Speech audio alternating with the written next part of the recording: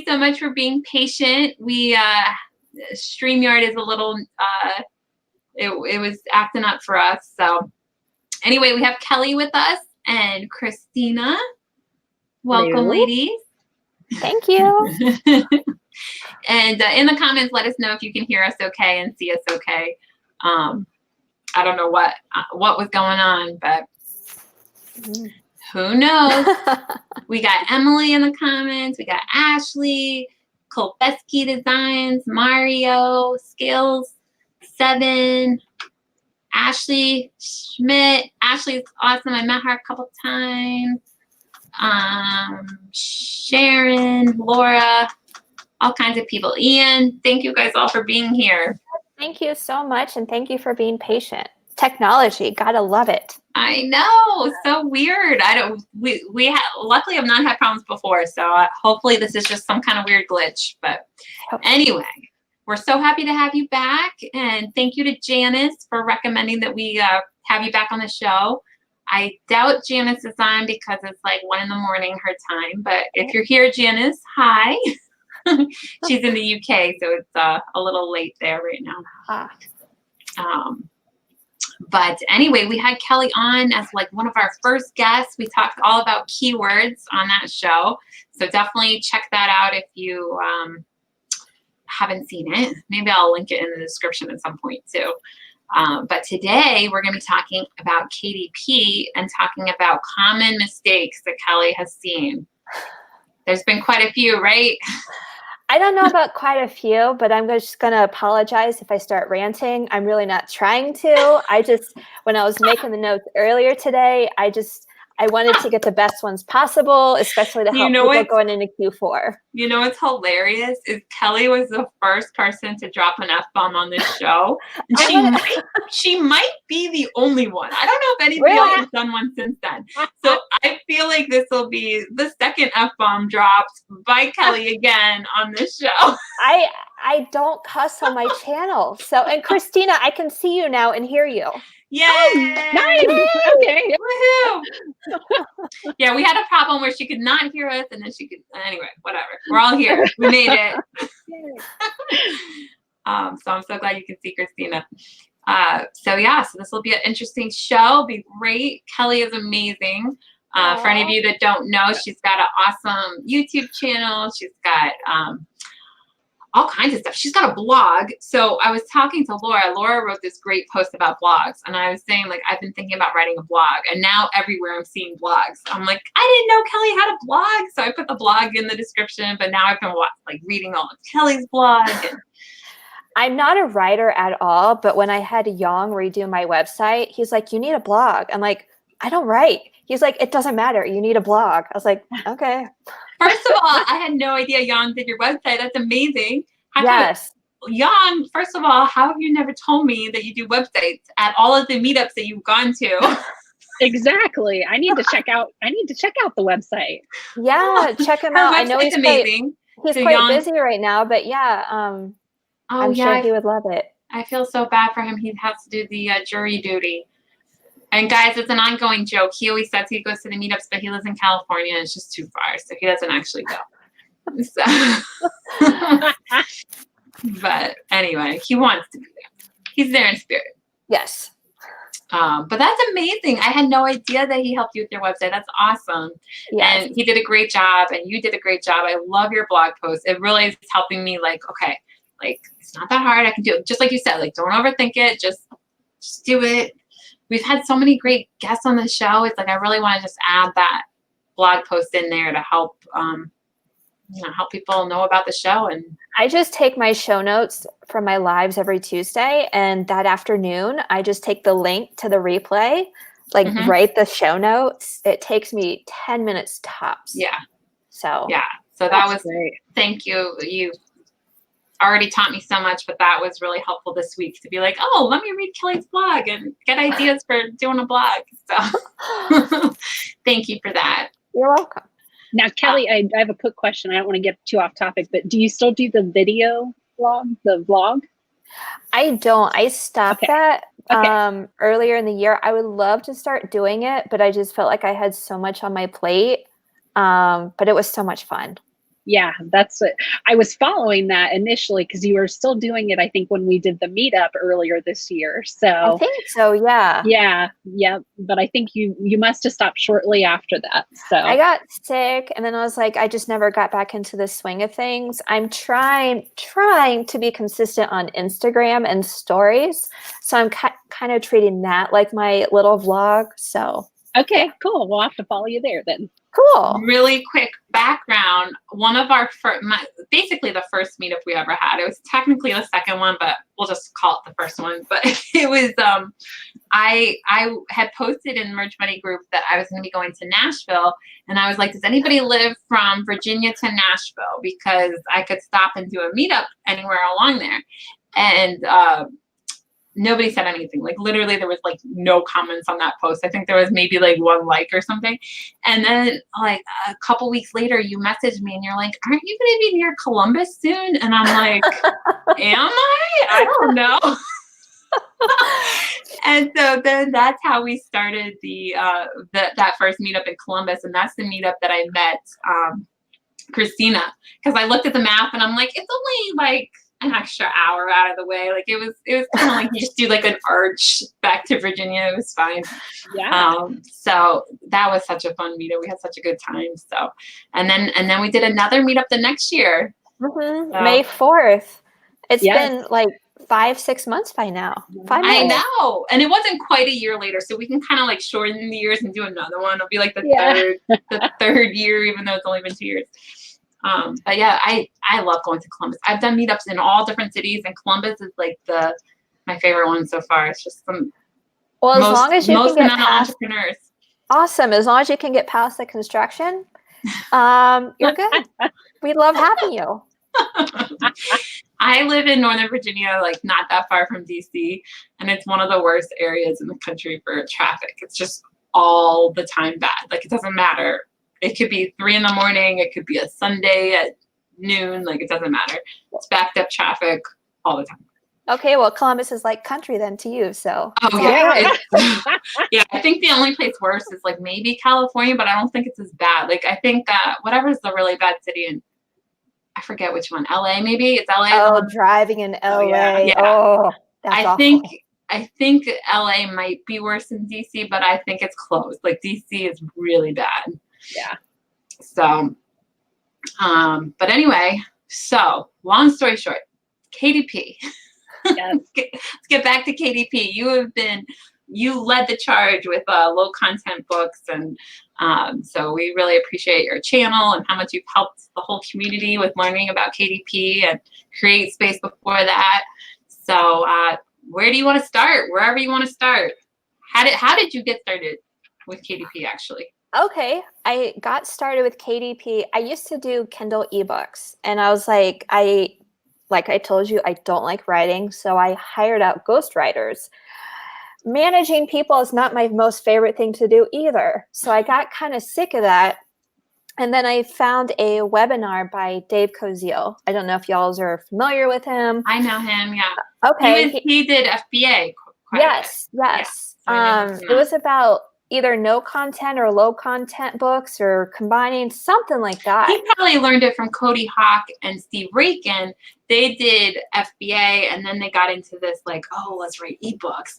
And Dave Koziel was like, did everything Cody Hawk did, I think. I'm pretty sure it was Cody Hawk. I don't think they did the no low content. I don't know where Dave heard of those books from, but that's where I heard it from, was from Dave. Okay. And he talked about it and I was very interested.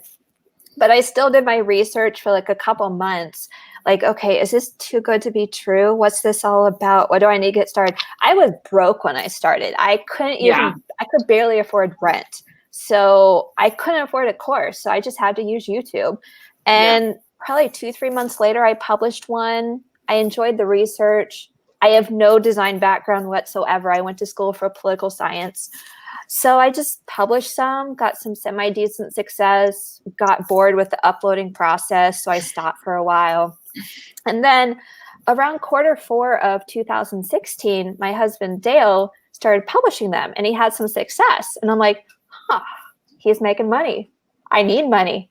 I think I can get over this whole boredom stuff. So that's what I did. I went all in, had some mediocre success, and I was like, okay, 2017, let's do more of them. And then December of 2017 is when I hit the, like, oh my gosh, I had a goal to make $10,000 from Create Space, KDP, and merch. And I over doubled that. And I was like, wow, this is incredible. So I kept on going. And the following December had about the same success. And now I'm here. That's the short story of it. I love it. It's just sometimes you just got to take a chance and be like, all right, I'm doing this thing. Let's see what happens. Yeah. Yeah. I mean, I enjoyed it. So I was like, why not? I like the money. I like eating more than just ramen noodles, beans, and rice. So yeah. Motivation right there. Yeah. So tell us about, like, you heard about it from Dave Kazeel. First of all, have you seen him in a long time? I used to hear all about him for years, and then he disappeared.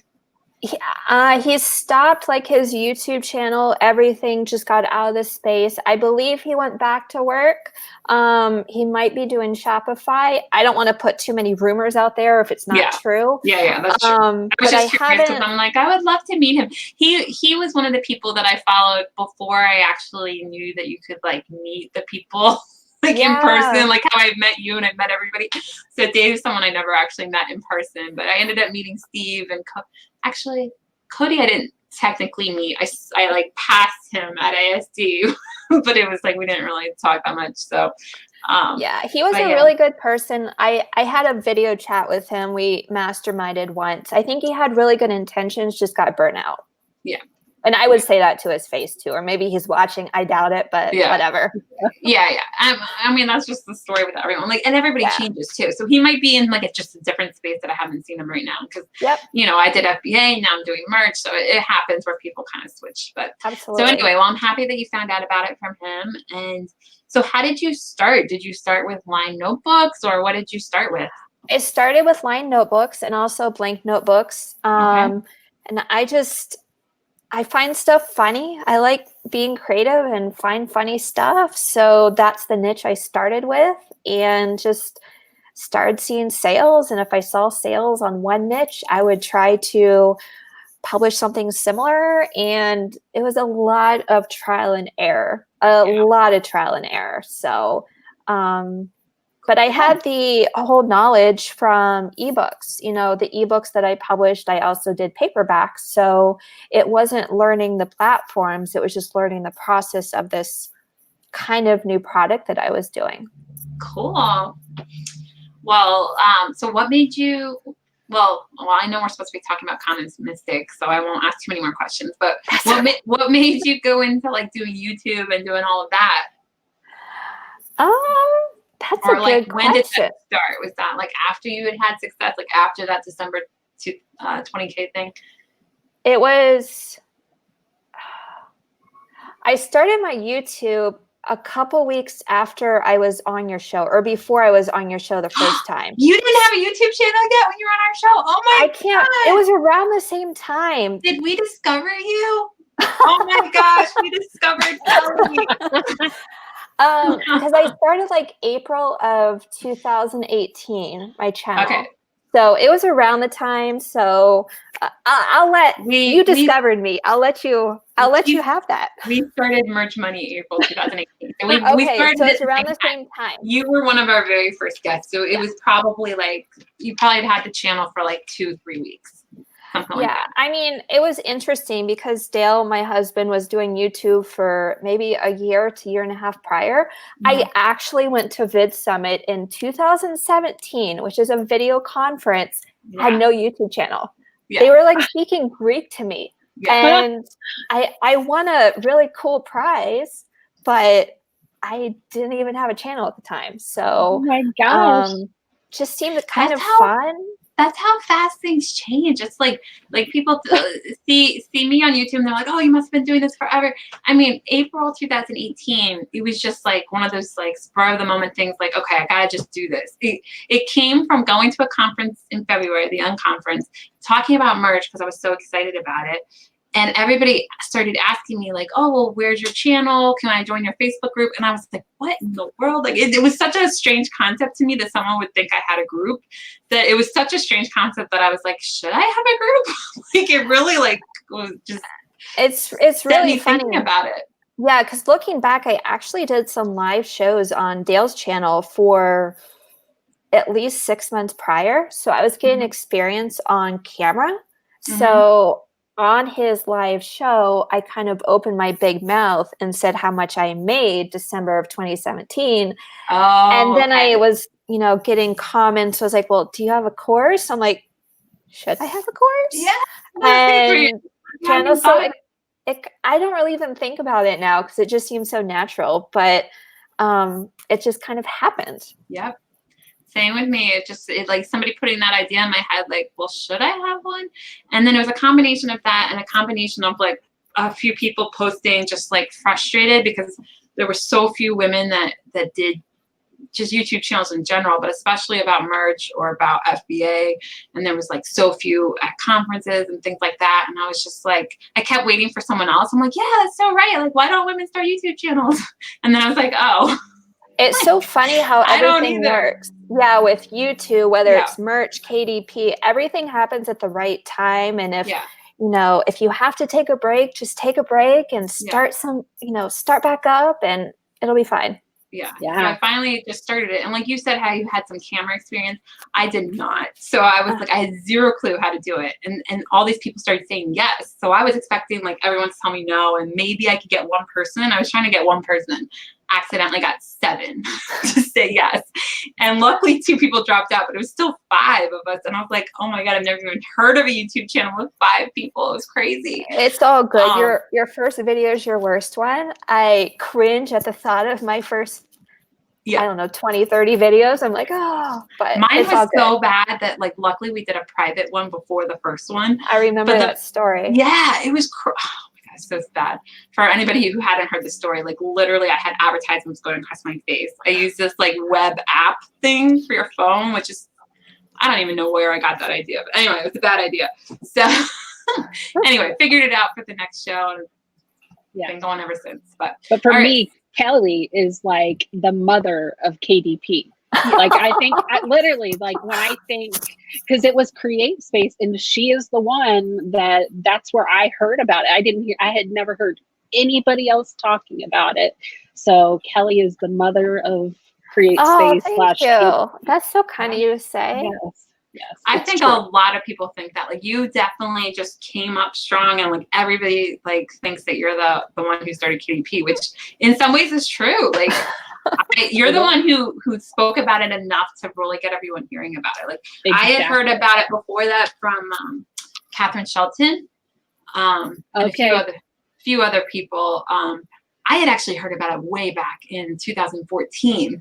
Catherine Shelton was already talking about coloring books and all this stuff, and I just didn't take action on it. I was doing FBA, packing boxes, and I was listening to her lives talking about coloring books and listening to her talk about Sasha, who created that coloring book that's still like top, I don't know what. Oh, yeah. It hit like #1 back then of like all books. She became a millionaire from this coloring book.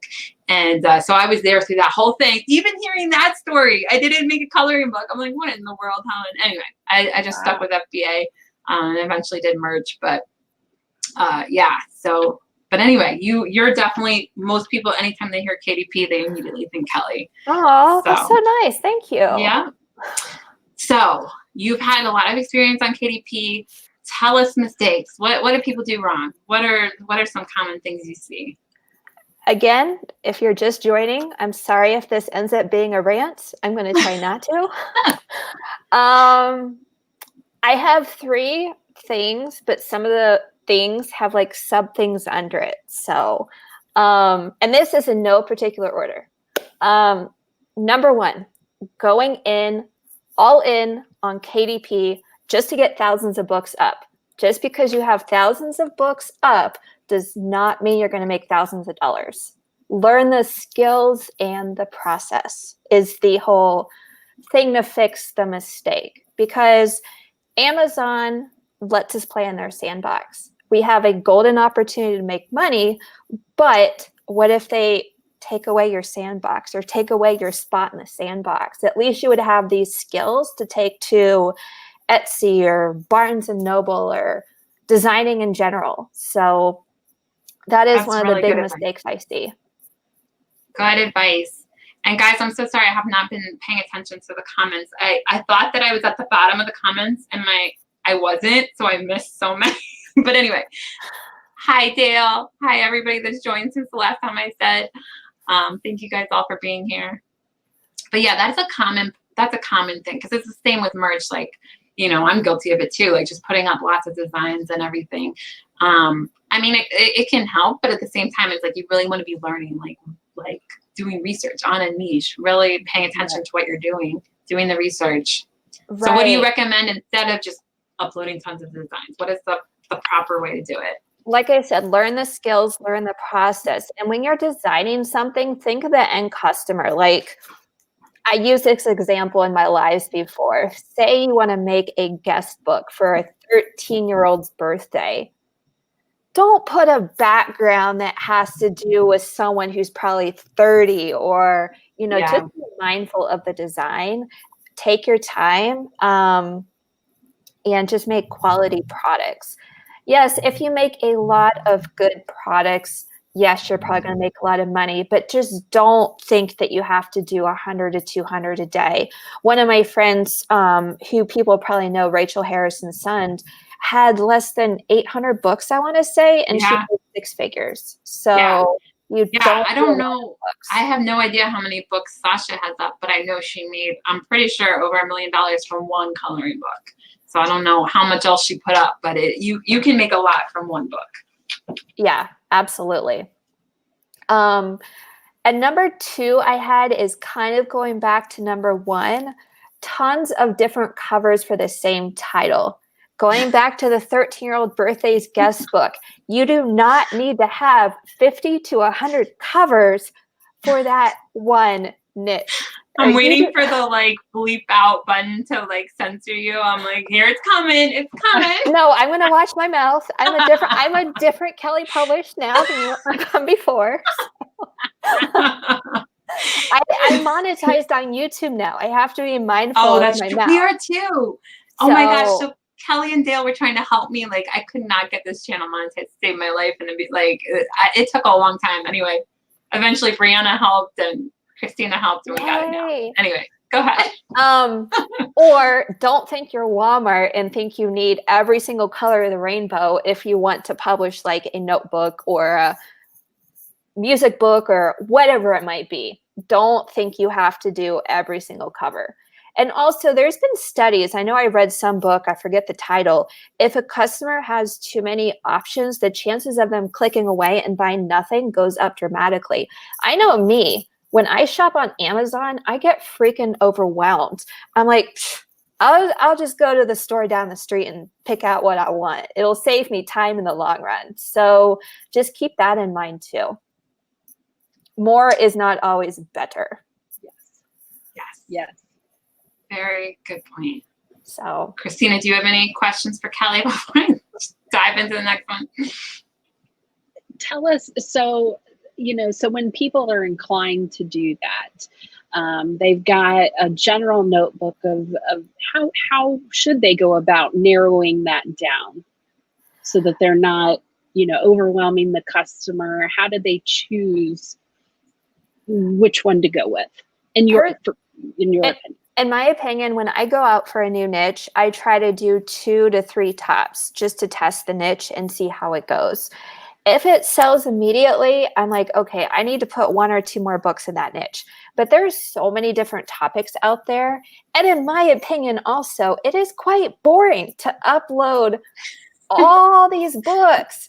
You can enjoy yourself a heck of a lot more by having a variety or spending more time on the interiors. So to answer your question, I say test 2 to 3 to start, and then based on sales. And there's no cut and dry number. I don't say, okay, if I sell 1 book within 7 days, I'm going to do 1 more book. If I sell 1 book in 30 days, I'm going to do 1 more in the next night. No, I just kind of look at the report and go on my instincts. Perfect. Yeah, I think you find people in either one, one party or the other, whether they go for quantity and volume, hoping that they'll just make something off of something. And then there are people who focus on quality. And I'm kind of with Kelli. I would much rather like spend, an hour on one than just, uploading whatever. So I feel like the payoff there's more of a payoff. Absolutely. So. And things have changed. When I first started this business, I was doing maybe 40 to 50 a day, but there was a heck of a lot less people in the game back then. Now there's so much more competition, and it's just so many books out there. I just personally think that it's a waste of time to spend your hard-earned minutes and hours doing that over and over. I have to show Dale's comment. Hey, Dale. He has to be quiet. Poor Dale. He's like sitting over there somewhere by Kelli being quiet. Thank you for being quiet, Dale. Yeah, he's over across the room. We'll probably see an appearance from Dale and an appearance from your cat at some point. When your cat comes up there. She's sleeping down there. She's sometimes up here. I know. I love it when she gets up there. Now, Kelli, do you create all of your own covers and interiors, or are there places that you like to buy from or resources you use? For covers, I do create my own. I like being creative. For the interiors, I would say 80% of them I create on my own. The other 20% comes from templates. I don't upload templates as is. I will make some changes to it before uploading, because I want to stand out. And I really think, I mean, Amazon's Amazon, they'll do whatever they want. But if so many people upload the exact same material over and over again, we might get into some problems. So that's why I like to change it up. Yep, that's a very good point. Yeah. And just to stand out, just be different, and to make it a little more towards your niche or towards whatever you're, like, sometimes you want to customize it and add, like, I don't know, something, a little picture of whatever the niche is or something. Right. And also just think of the customer, for some reason, if they were buying 2 books and they thought they were different, but they get them and they're the same, that'd be kind of challenging too. Yeah. Has that ever happened to you? Or have you heard of that happening? I've heard of people doing that with coloring books, but I've never. Oh, there we go. We see both. Like 2 minutes after you asked about the cat, she started talking. Oh, she knew. What's the cat's name again? Izzy. Izzy. Hi, Izzy. Hi, Dale. I've been to that apartment twice. Yes. She's like our little kid. We've had to take her to the vet recently and thank goodness we don't have children, because, those bills would get crazy. Oh my gosh. I know what you mean. Yes. So are we ready for number 3, or did you have more questions? Oh, I have one more. Well, no, okay, go for with it. Number 3. Oh, okay. Do you have any plans of bringing your over-the-shoulder video out of retirement? Ooh, I like that question. Funny you say something, because not that exact one, but I am working on something new. Okay. Awesome. I still will be having my course absolutely retired, because it's one of my first videos, and the thought of looking at that again makes me want, ugh. I got it. I love that video. It was eye-opening for me. Which one was it the course, or which one? It was like the over-the-shoulder. It was like about an hour long. Okay. That's the one I have. No, I'm not going to bring that one out. And also because things have changed. I wouldn't feel right, having something for sale when it's not completely up to date. But I've been to a couple conferences recently, and I have one awesome project that should be out in a couple weeks that have just made me realize that, my YouTube channel is great, but I know if I provide another resource for people, that'll help even more. Awesome. And I'll do it in a little bit different way. so it won't seem as rigid and structured, but it'll still give people a good resource. That's awesome. Okay, cool. Because we had somebody ask about a good how-to for someone who has yet to publish a single title. So it sounds like maybe that might be a good one. And I have not announced that on my channel, so this is a first. Ooh, way to discover Kelli and find her new stuff. I don't have a date yet because I am going to a conference next week. I do want to get it out as soon as possible. Which conference are you going to? Vid Summit. Oh, that's right. We talked about this. We're going to Econ Chicago. Oh, okay. I do want to go to Vid Summit at some point. That sounds really fun. It's a lot of information about YouTube, but I would love for you to join us one year. It'd be fun. Yeah. I'm excited. Where is it? LA or Los Angeles, right near the airport. Oh, that sounds nice. Yes. All right, Christina, we gotta think about it. I think it'd be fun. Yeah. Good. Well, we've got a YouTube channel. That's a reason to go. So. Yes. And by then we'll have millions and millions of subscribers. Yes. Because we have Kelli back on. Kelli's gonna bring all the subscribers. Yeah. Oh, please subscribe, guys. Yeah. We almost always forget to say to subscribe and like the show. So guys, subscribe and like the show. And make sure to smash that like button if you like the content. Yeah. Yes. Yes. Awesome. Please. We need to, can we like take that right there, that clip, and just do like a little commercial of you saying that, and we'll just Every play time. that every show. Yeah. There's been a few people like that where I'm like, okay, I gotta just clip that and like have it automatically. I love she did the thumb just right. So all right, so you're number 3. We keep interrupting you. It's okay. You're like, I don't remember. Overthinking. Oh my goodness. I get asked a lot, what niche should I do? What size works best? And then I also hear, I'm thinking about, well, if you're thinking about it, just freaking do it, right? But niches, there is so much out there. Just pick one. And sizes, what might work for me might not work for you, and vice versa. Couple stories. I've mentioned Rachel before. Her and I have known each other for a few years because we used to mastermind together. What worked for me? I've made a lot of my money on blank line journals. Did not work for her. What worked for her, which I'm going to keep a secret, did not work for me at all. And then story number 2, a lot of my niche research I do through 1- and 2-star reviews. And I found this niche that was doing really well. But I was like, okay, let me look at the reviews.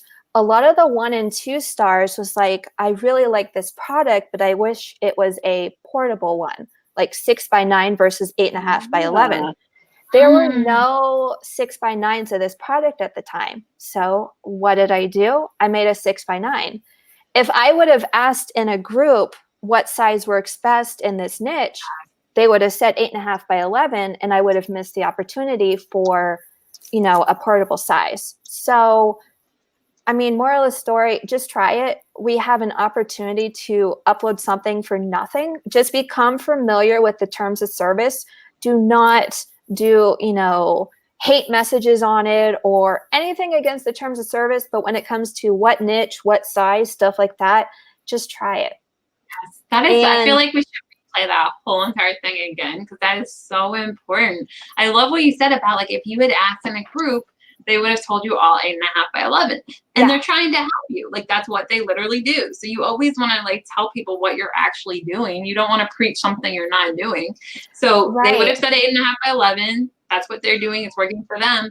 But you would have missed the boat. Like, okay, well, if they're all doing that, maybe I should try something different. Right, exactly. You might miss an opportunity to have an awesome product that gets you a lot of money and hasn't been done yet. So, and the last thing I said, I'll just reiterate, if you're thinking about it, just do it. Oh, and another one that's not in my notes. If you have to say in a group or anywhere, will Amazon do this? Don't ask that. Just message Amazon. Okay, this all is probably applicable to merch too. Yeah, it's definitely applicable. We don't work at merch. Yes. I mean, and if you want to put a message in there, that's great. but you can't get mad at the people that give an opinion. We don't have the final say. So no, we don't. Those are my 3 common mistakes. And again, I apologize for the rants, but yes, I hope that provided some value to everybody. Oh, it really did. Thank you so much. I love that story you told, because that is so important. Like, look at the reviews, look at what people are asking for, because they're literally telling you what they want. So look at those negative reviews, look at all the reviews, because there's all little tips in there, or how people are using the journal. Like, I'm sure they say like a different purpose for it that wasn't really the intended person's purpose, so that could give you an idea for a different journal. There's a lot of information in the reviews, and I don't even look at like 5 stars, because I sort typically from high to low, but I always scroll down to like the 2 and 1s. Really bad. So I'm sure even the 5 stars could give you some positive feedback as well. Yeah, because this is a long-term business. Yeah, there's some short-term money to get, but it's simple, but it's not easy. So yeah. Simple, but not easy. That is so true. Because we just had like a little video before this video with all the people doing the Etsy 30-day challenge in our little group. And we were talking about that, where it's like, oh my gosh, I just lost my train of thought. About how so many people give up too easily. So it is simple and it is easy, but it takes dedication. It takes persistence. It takes, like, usually the first shirt you upload or the first book, it may not sell, or it will take a while to sell. Right. So it takes some determination to really get the ball rolling and really start seeing results in sales and everything. And many people give up after, like, the number that one person said was 10. A lot of people give up after 10 uploads. Wow. Yeah. I mean, if it's not for you, it's not for you. I always preach that if you don't enjoy low-no content, don't do it. There's so many other things you can do online to make money. If you're getting into this business, well, I kind of did because the money was coming in nicely. Make sure you enjoy it. I mean, if you need the money badly and you can do it short term and get through the hard stuff like uploading when it's boring, cool. But there's so much to do out there online. Find something you like. Yeah, it's one of those things where when you start talking to entrepreneurs, most people are just like, there's too many ideas. They just want to do them all. Yeah. But there's so many things. And you don't have to do this forever. I mean, I do like more low content now. I'm starting to do like a small side hustle. And I mean, get the KDP established, have it be a consistent income, and then go to another interest if you want to. There's so much you can do. Yep, absolutely. And guys, you have any questions in the comments? I am not keeping up very well, but let us know. We got Kelli here. We got to take advantage of this. Ask her anything. Somebody asked, let's see here. Luxury Card Store asked, Kelli, have you gotten into kids' low content books yet? I've only researched. I have not published one yet. I just really, I've known about kids' books for a while, but I just heard about it again recently. And so that made me do some research. But oh, are you going to do one? That would be great. I have this habit of researching and just researching. So right when you were let's rewind the tape. There was like 20 minutes ago where you're like, just do it. Yes. I heard that out of your mouth 20 minutes ago. But someone wanted a behind the shoulder video too. And I'm only one person. So this is true. Nice save. Nice save. I like that. I'm the same way, where it's like, I'm good at taking action on certain things. And then sometimes if it's just like a little bit too outside of what I'm doing, I'm like, okay, I can't do that right now, which is good and bad. It's like, so you don't want to dilute yourself too far, but at the same time, it's like, just do it. It's not as hard as you think it's going to be. Like, just do it. I love the researching part the most. Yeah. So so many rabbit holes all day long. Yeah. And like 6, and I'm like, oh boy, time to eat dinner. So yep. Oh my god. Well, that's good that you like research. Research is so important for all these different things we talk about. So merch, Etsy, whatever you're doing, Shopify, any of it, KDP, you got to research. Yeah, for sure. I just got to do it too. I got to eat my own words. Yes. Way to go, Helen. Just Sorry, the Kelly. words Sorry, I right just, back in her face. blurted it That's out. okay. That's okay. You can do the same thing to me. Like Chris Green was on the show the other day, and he's like, "Why haven't you written a book yet? Why haven't you done this yet? Why are you doing this wrong?" And I'm like, "Oh well." Yeah. We'll see. Not perfect yet. Any tips that you can give our viewers on keywords, and where's, in your opinion, as far as the Amazon algorithm, where are the most important keywords? Where should they go? It's so tough because I really think the subtitle has a big significance in search, but KDP doesn't always abide by what they say. Because when KDP first started, when CreateSpace was still there, you had to put your subtitle on the cover. And like, okay, that's an extra step. And then you didn't have to. And then when the merge happened, you couldn't put like gift in the subtitle. On CreateSpace, I used gift on every single thing, and that worked to my advantage. And now it seems like they're becoming a little bit more lax. So if you're able to put some keywords in the subtitle without looking at like it's too spammy, I would say do that. As far as in the 7 keyword slots, Amazon says specifically, think of what the buyer would. If the buyer's looking for a history book, they're not just going to say book history, or most of the time they probably won't. They'll say history book.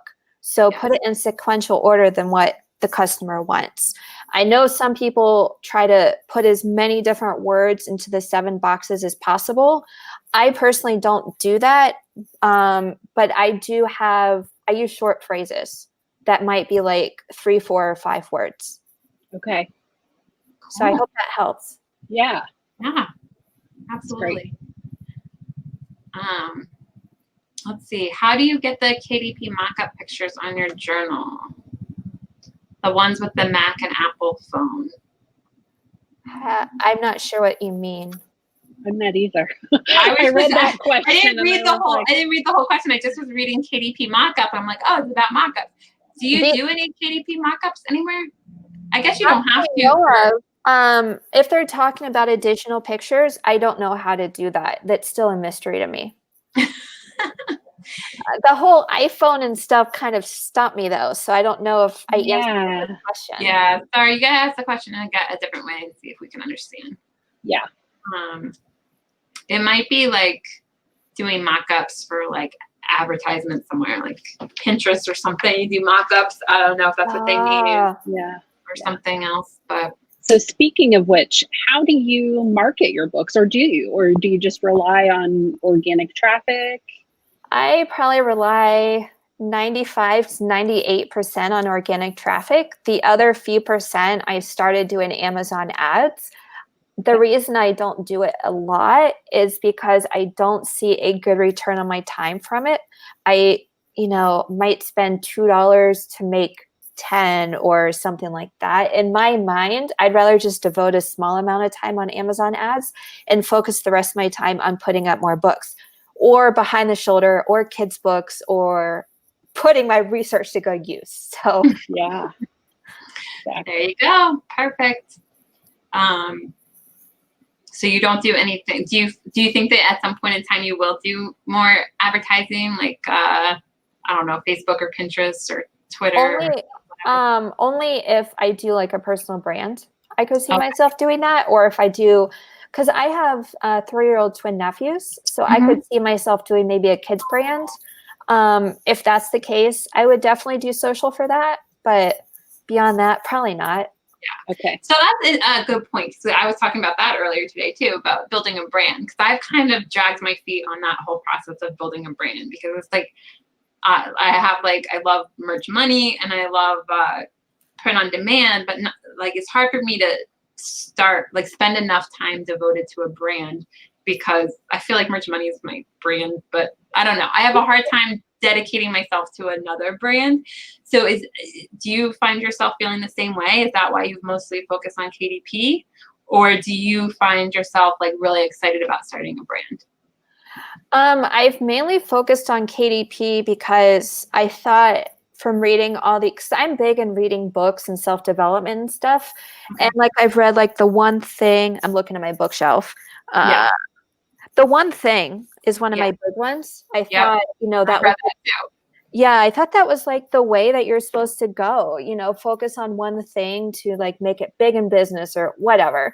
And that's why I focused on KDP for so long. But now I'm of the mindset of maybe do a few different things because that's really not our brand. That's Amazon's brand. Right. So, but as far as branding my books, I've just enjoyed the design more. When I first started, I forget if this was before my big Q4 or after. I was just thinking to myself, because so many people are like, well, do you have an email list? You need to start an email list, send out emails. And I thought to myself, I'm like, why in the heck do I have to do emails? I own this business. Why can't I just design? So Yeah. that's what I decided to do is just design. And it just hasn't really come up. I guess my brand is just Kelli Publish, and I just design things. It's not really known brands because I don't share my pen names with most people. So Yeah, I kind of am right along the same thought process as you. Like I also read that book. I've also read lots of self-development books. And I think for me, I really did need to dedicate like a year to just focusing on merch. Because I think you really need to go through that process of like, okay, what's print on demand? Like, how do I design? How do I do that? Like you need to learn something, and it can be overwhelming if you're doing so many different things. But I think at a certain point in time, it's like, okay, you know how to do print on demand. So now it's like, okay, I don't think it's necessarily a bad thing to start expanding and adding more sources of income. Because like he said the one thing, but then there's a lot of other people that are like, oh, well, you need to have 7 sources of income or something like that. Like even somebody like, I don't know, Warren Buffett or something, like he focuses on stocks, but at the same time, it's not just that. It's like he has several streams of income, plus he like really influences those businesses. Like he's on the board and does, it's not just one little thing. It's like he does a lot of different things. right. And I think the one thing, like that book is really good, but I think like you, it can be a little misleading because it's like makes you feel like you can only have one source of income, and that's not really the point. The point is like focus. But even Keller Williams, he did Keller Williams, right? Like even Keller Williams has more than one source of income. Like I think they have like insurance agents and financial advisors. Like there's more than one thing even within Keller Williams. So it's not just one thing. Well, when I was only doing KDP, I was kind of doing merch on the side, so I kind of cheated. I felt like my one thing was like print on demand. You're like, let me be quiet. I'm doing 2 things by accident. But I felt like it was kind of similar because I could design, designing. Yeah. So Yeah, I feel the same way. Like, because I didn't even want to do that. I was like, no, I'm just going to do merch. But then now it's like, okay, now I have the Etsy store. I have KDP. I have Redbubble and all those platforms from OrbitKit. So I have like now expanded. But I think like that'll probably last for like a year or 2. But now I'm also doing YouTube and the Merch Money Facebook and all that. But then at some point, I think you can add even more than that. Like I could get back into real estate, like get a rental property. Like there's different things you can add where it's like, it's not really necessarily diluting your attention. It's just like you master one thing and then you move on. You just sort of add more things. Right. My side hustle is when I get back from LA is back into reselling. I've always wanted to sell athletic clothes and used shoes. So cool. I found a YouTuber. So I'm like, I could do my side hustle. I could just do it a couple hours a week and see what happens. Speaking of side hustles, so I did FBA from 2014 to 2018. It's now like we have literally 2 months left in this decade, by the way, guys. That's really crazy. We're almost done with this decade. But anyway, like for like a year or so, however long since, I guess it's almost 2 years. I don't know, whatever it is. Or at least a year. I still have shelves like downstairs where I would like do some eBay stuff, and I would do like, mostly I did FBA, but it had like boxes and poly bags and all kinds of stuff. It was like these like commercial shelves, like big shelves that I had gotten from, anyway, whatever. So I finally this weekend got rid of those shells. And I was like, oh, this is like starting a new leaf. Like I've officially ended FBA. I think you just gotta do whatever works for you. I mean, just enjoy yourself for sure. Exactly. Yeah, and don't worry about what everybody else is doing, because just like we've been talking about, like I did just merch, Kelly did just KDP and merch for a while, and then now it's like we're thinking about maybe adding things. Like don't feel like you have to do everything at once, but also don't feel like you have to focus on one thing. Like whatever it is you want to do. Some people start with a million different things, and that's just what they like to do. So like I did eBay full time before I did the whole ebook thing. I hated it doing it full time. So I'm like, okay, let's see if I can stand it a few hours a week and go from there. It is different because it's like if you only have to do it a few hours, it's not so much pressure. Like you got to make a living off of this. It's more like, oh, let me find something cool and list it. Like it's more just fun, like on the side. And I feel like that's kind of what merch is turning into for me. Like before it was like a grind, like, okay, I got to make sure I upload a certain amount and do this and this. Now it's just like, oh, like that's a cool idea. Let me upload this one shirt. Like I have days where I upload one shirt and it's like, or no shirts. And it's just becoming more like it's fun. And now I'm focusing on other things. So I'm the same way with merch now. I went for like I know it's only 1 or 2 months. I should have given it more time, but after 2 months, I'm like, I've been working my butt off for only an extra $100 to $200 a month. No. So yeah, no more of that. Yeah. So, well, anyway, I can't believe that hour is already gone. So any more questions or anything? Yeah. We do have one here. Someone wants to know if you use any of the paid keyword research tools, and if so, which one would you recommend for new and or seasoned KDP sellers? I'm going to say 2, kind of. Well, first of all, I use Publisher Rocket. That's not the kind of. I do not think that if you're broke and can't afford it, do not buy Publisher Rocket. If you're on a budget, I mean, don't buy it. It's $100. Probably thinking I'm crazy because I'm saying don't buy it. The only thing you should use it for is AMS. If you do the manual instead of automatic, it helps you so much faster to get your keywords for advertising. Oh, okay. And then the second kind of, I used to use it when it was free, Keywords Everywhere. Yes, starting we were just October talking about 1st was paid. Yeah. I did not spend any money for the paid. But on Google, if you search the word on the right-hand side, it does say similar keywords now. That's just what I'm using. So I use that for when I do YouTube and my KDP. Okay. Yeah, we were literally just talking about that today, or maybe yesterday, or both. I don't know how now it's paid. I was like, man. I don't think it's very much, but I'm just like, no. That's the problem with like when tools are free for so long. Whenever they decide to like charge a fee, somehow it just feels wrong. Where you're like, no, it was free for so long. You know, Amazon gives us a lot of information. So, I mean, there's a lot you can get just from drop downs. That's what I use for most of my KDP journey. And I still use that. Even though I have Publisher Rocket, I still will just go into Amazon and just dig. Yep. That's the best way. So best way. Yep. Do you use any other paid tools for KDP at all? Paid? I have Photoshop. Okay. Trying to think.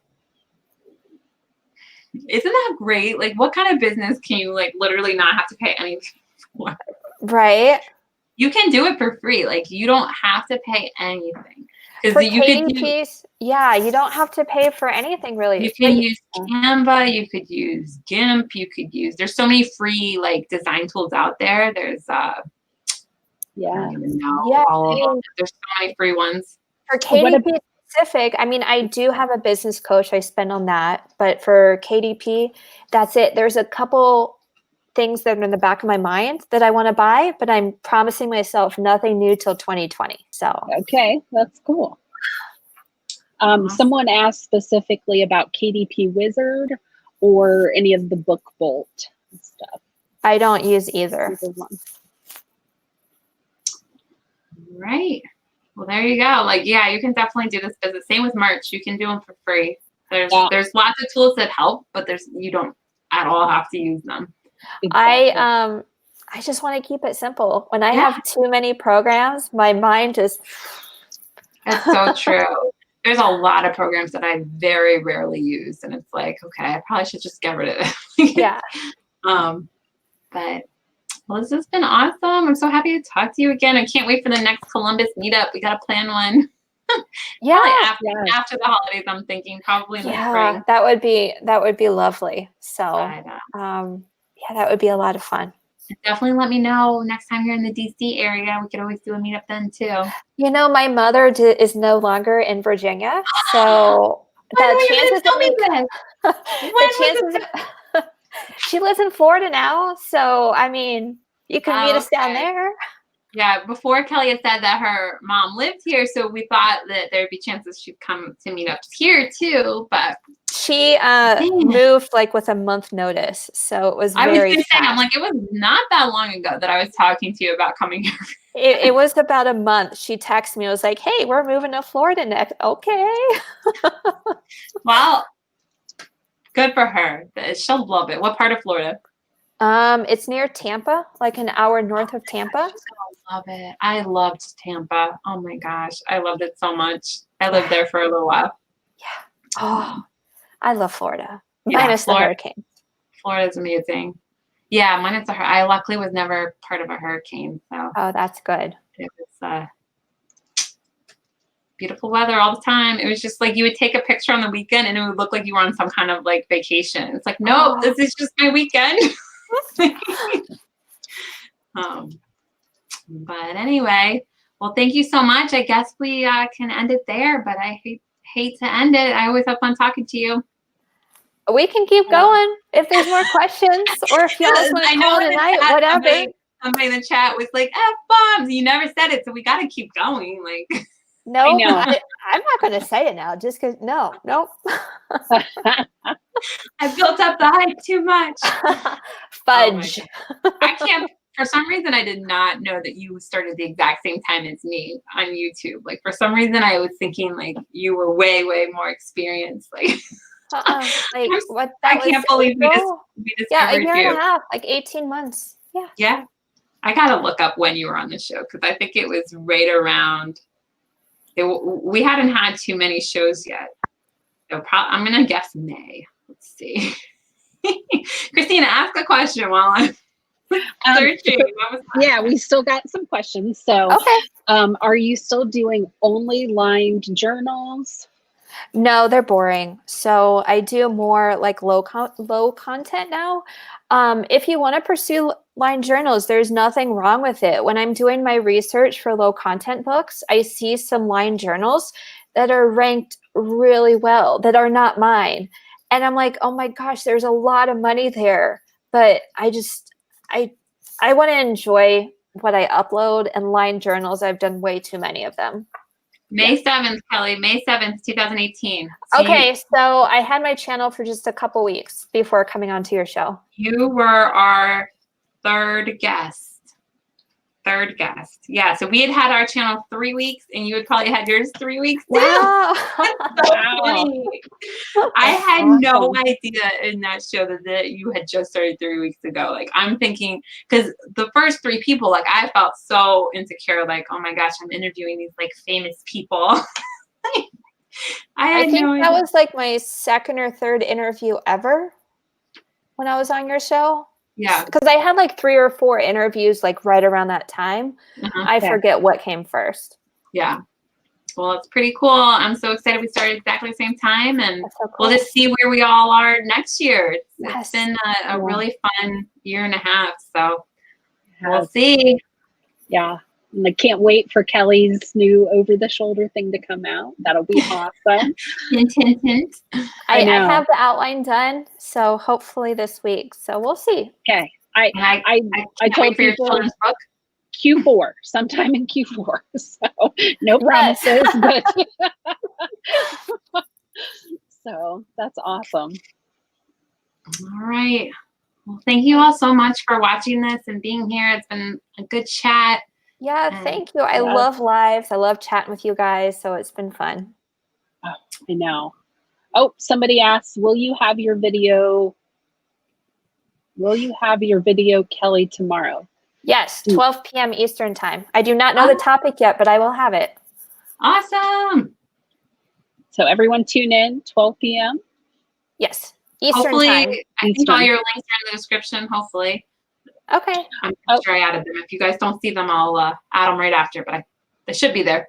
Yeah, and Joe asked, do you manually upload to KDP or do you use any help with that? Nope, I manually do it. I'm against auto uploaders because I think Amazon has a track record of agreeing with something and then coming back and saying no. So just be careful. Everything we're talking about today, like literally I was talking about all of this today. I don't know how we're on like such the same wavelength. But we had the same thing where we have been very careful who we have on the show, even because we're just so worried about anything automated. So we're the same way. I mean, even the semi-automated stuff, I'm just like, I hope it's okay. Like, but as long as you have to like click through, like with Merch Wizard, you have to click through. Like nothing is just like you're in charge of everything. So I feel like that's okay. But if anything is doing it in the background, that's where it's like you draw the line. You're like, nope. Yeah, I'm all for saving time just like anyone else. But right now I need my income from Amazon. So yeah, it's frustrating because I'm like, why did they do that? But whatever, it's their rules. They don't like automation, and it's not worth losing your account over. So just be very careful, guys. Yep, I know. Like I said, I know 2 specific instances where Amazon's like, "Oh yeah, that's fine." They're like, "Oh no, that's not fine." So yeah, just be careful. Who you're talking to, and I mean, oh my gosh, there's been so many times where I've gotten conflicting information from Amazon. So you just always have to err on the side of caution. Yeah. Just had another question coming in. Someone wants to know if you've ever considered using OrbitKit. Nope, that's automation. Yeah. That's true. But I guess I did just talk like the opposite of what I meant. The reason I use OrbitKit is because all of those platforms, I feel like I would not care if my account got shut down on like TeePublic or whatever they are. I can't even remember the names. Like that, I'm not concerned. But I refuse to do automation with anything having to do with Amazon or Etsy or any of the like big platforms. Smaller platforms, if they want to shut my account down, have fun. There's like 40 of them. Like, go ahead. But also because OrbitKit is just such smaller platforms, I don't see the designs that I have doing very well. So I'd also, even though it's automated and you just have to set it up, I'm like, no, I need to learn so many other things. So I'm like, no. Yeah. For me, I'm like, it's worth it because at first they charged $95 a month, and to me, I was like, no, that's not worth it. But then they came out with one that was $35 a month, and that one, it's like, okay, all I have to do is make more than $35 from my designs, and then it makes it worth it. So to me, OrbitKit's worth it just because it's smaller platforms. So if for some reason they change their mind and shut down an account, it's okay. But that's what you have to be willing. Like if you do these automated things, it's a chance that the platform's not going to like it. And OrbitKit's been around long enough that it's like, I feel like it's a small chance, but still, you have to be careful. You're taking your account into your own hands. And I'll never promote something that automatically uploads. Well, I shouldn't say never, but as far as I believe, I will never promote anything that automatically uploads to Amazon or Etsy because those, it's just too much organic traffic, too big of a platform. You really don't want to mess with those in any way. So agreed. Yep. So, all right, guys. Well, thank you so much. Thank you, Kelli. And thank you, guys. Yes. All right. Well, we'll see you guys next week. And Kelli, hopefully I'll see you sometime soon. Yes. Somewhere. I know. Exactly. All right. Bye, guys. Bye.